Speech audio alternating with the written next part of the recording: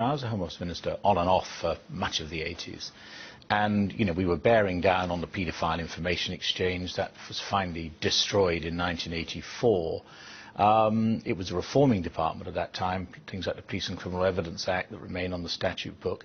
But there was never a hint, for instance, about Cyril Smith. I'd have loved to have gone and stuck my face into his vast belly and had a pop at him about that. But there was, nothing was said. And as far as Geoffrey Dickens is concerned, well, Adam, you knew Geoffrey, I knew Geoffrey, a nice chap to raise a glass with. But the idea that he would have put forward some kind of serious dossier slightly sounds to me like an exaggeration. Well, the question, first of all, is whether that dossier was even read or just put straight in the bin. No, I'm quite sure it would have been read. I'm surprised with hindsight that, Leon didn't get one of us to sit in with him. But I have the utmost faith, and one of the reasons I spoke out, it's easy to sit back and not to get involved in this sort of thing, is that I think Leon Brittan was an excellent Home Secretary. I think he's a fine man. It's worrying that at the moment he is ill, and people are taking advantage of the situation to heap abuse on him and pump up the whole idea of what Geoffrey Dickens did beyond what it deserves. But I'm totally confident, let me say this, utterly confident, nothing in this report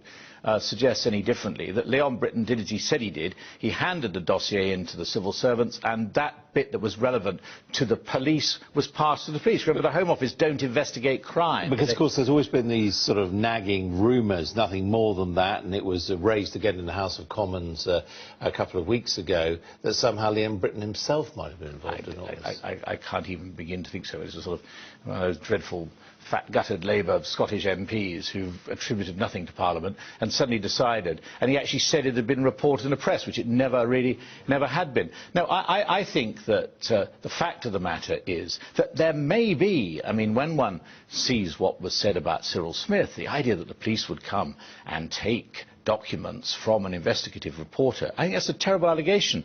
And certainly, if there had been any hint of that, something would have been done about it. But I'm going to say nothing happened in other parts of the forest. But the Home Office under Leon Brittan would never have been involved in pushing something under the carpet that deserved to be brought out. Why would we? That is the problem. The evidence against Cyril Smith that has subsequently appeared is pretty damning. Absolutely. And yet he lived out his life as a respected member of Parliament. And if I was Nick Clegg, I want to say something about that. Something obviously went very wrong, didn't it? It absolutely did.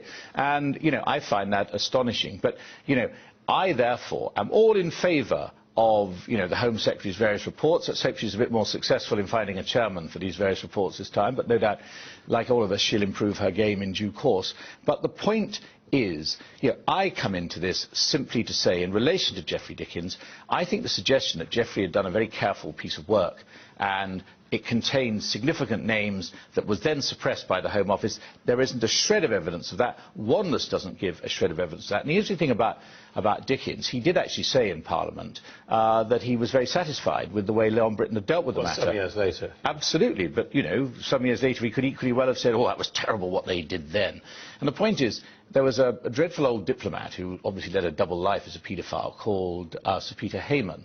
And Dickens named him, and in Parliament, if he did have 7 or 8 other names and he was dissatisfied with the way the Home Office dealt with it, why didn't he name them? I think this has been blown up because there are people, and just as there were people like Geoffrey Dickens who are rather rent-a-quote merchants and would grab a headline if they could, there are people in Parliament today who, if they can themselves get a headline by being abusive about a great public servant like Leon Brittan, they will do so. And that's why I'm here to say none of that happened on our watch, which doesn't mean that what happened with Cyril Smith isn't serious, and I hope someone will get to the bottom of that. Nonetheless, do you think that, obviously to your surprise as much as has everyone else, that there seems to have been much more extensive and systematic child abuse going on than any of us would have ever thought? I couldn't agree more, and in fact I find that astonishing. And let me just say to you, in the 80s, when I spent most of my time as a Home Office Minister, I was the father of 2 young sons.